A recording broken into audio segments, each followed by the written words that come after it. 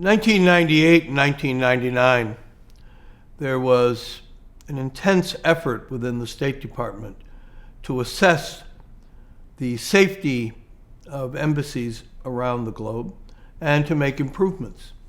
This was set off by the bomb attacks against the U.S. Embassy in Nairobi, Kenya, and a almost simultaneous one in Dar es Salaam in Tanzania. And as a result, the Diplomatic Security Service within the State Department, that part of the organization whose sole function was keeping American facilities and people safe from danger, was now conducting a global assessment. So we, having no Marines at all, operating out of these flimsy houses that we had rented and built a wall around, with almost no setback, that is the distance between your wall and your buildings, with almost no gap in that. Anyone with a truck bomb could drive right up almost to the front door of the embassy and set off the truck bomb, and we would have 100% casualties. Everybody would be killed or wounded.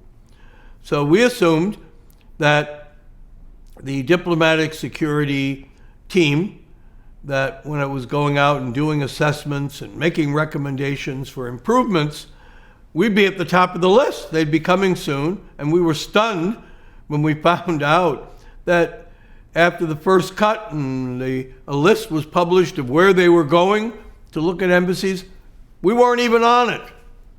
So I was, beyond upset. My deputy chief of mission, Carol Rodley, this terrific young woman officer, and I wrote a message immediately. How could Embassy Phnom-Penh, with no Marines, we were like the Benghazi of embassies, no Marines, no armed security, no setback. How could we not be on the list? Well, our message got attention. The diplomatic security service team put us on the list. They showed up, they assessed our embassy and said that it was likely the most vulnerable embassy in the world. But they paid us a great compliment when they said that the embassy staff, the embassy organization, was the most well prepared. All of the focus, all of the emphasis I had given to doing everything we could to keep our facilities safe, to keep our employees, both American and Cambodian, safe. We had many things in place. Went to the government. We got them to close off certain streets. So we minimized the setback on two sides of the building, but it was still very exposed. And no matter what we did, it wasn't going to get much safer.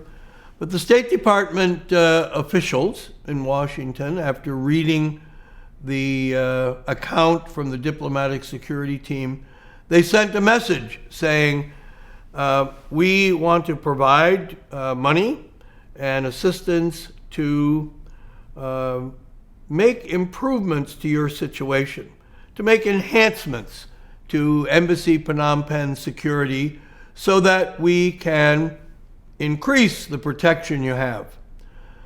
They said, of course, it's not going to be enough so that we will meet the minimum standards, which would be expected in any embassy. It won't be enough to do that. So when we give you this money, you as the ambassador, you have to sign a waiver that said you accept that even with these enhancements, that the embassy will not meet the minimum requirements, and you accept to have your embassy be in that profile in order to get the money to make these limited enhancements, you have to sign and in effect take responsibility, say, for still not meeting the minimum requirements. So that was a big deal. We had made many appeals. We had appealed to be allowed to move to a new embassy. We went out and found buildings.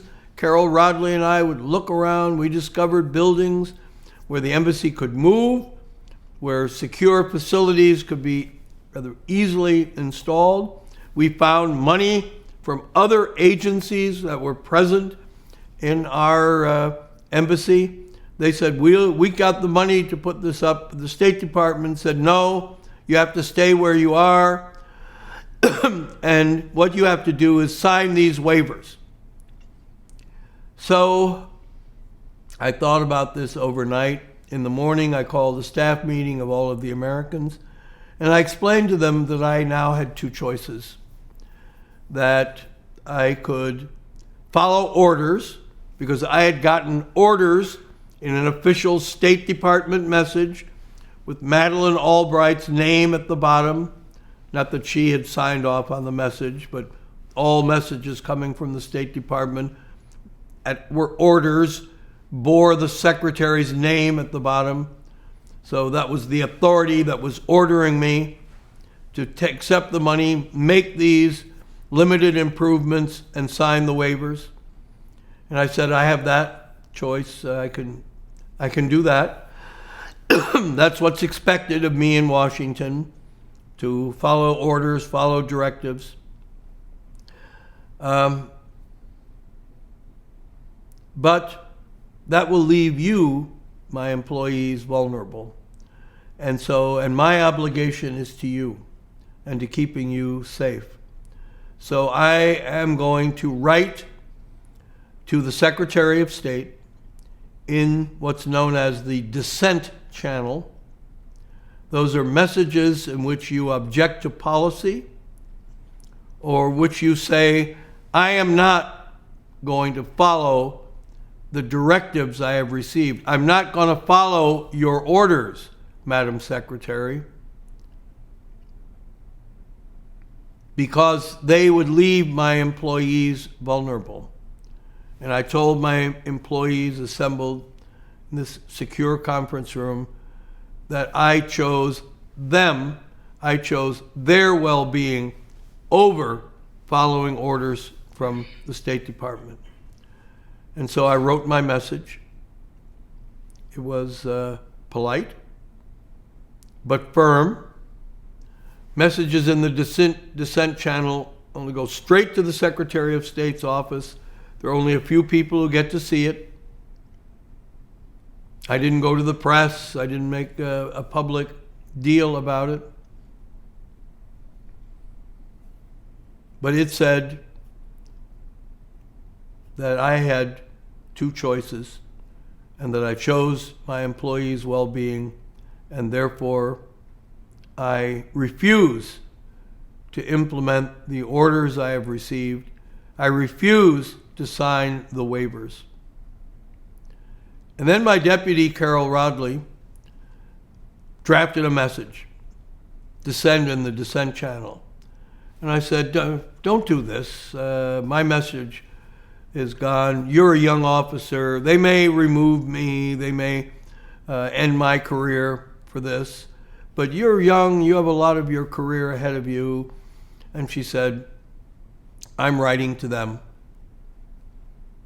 My message is going to say that if you remove him, if you remove the ambassador, I won't do it either. I won't sign the waivers. And so our messages hit Washington, D.C. And they caused a very considerable stir. But the order to take the money and sign the waivers went away. And instead, the State Department went and found the money and sent a team out who eventually picked a site to build a new embassy. And there is today in Phnom-Penh, Cambodia, a new building, all of the security features in it, all the setback you need so a truck bomb can't blow up and affect the building, with Marine guards, because Carol Rodley, who had a lot to lose, and I wrote to the Secretary of State and said, we refuse to implement your orders. It's a big deal. I was not removed. Carol Rodley later was made ambassador to Cambodia. And she and I won the Christian Herder Award together, given by the American Foreign Service Association, the organization of the Foreign Service officers. It was the third time I've won the award for intellectual courage and dissent. I'm the only Foreign Service officer ever to win those awards 3 times. But the lives of my employees were on the line, and I felt it was an easy choice what to do. Refuse the Secretary of State's direct order. It was the right thing to do.